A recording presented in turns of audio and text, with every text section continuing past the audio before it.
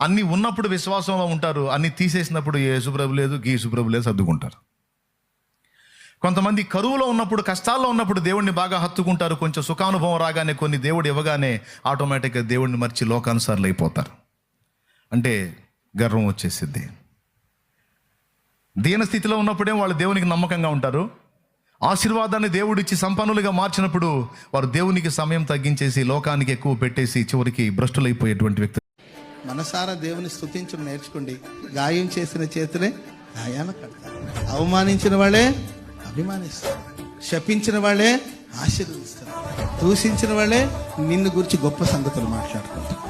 మనకు నచ్చిన వాళ్ళు, మెచ్చిన వాళ్ళు మన గురించి గొప్పగా మాట్లాడుకుంటే విశేషం ఏమీ లేదు.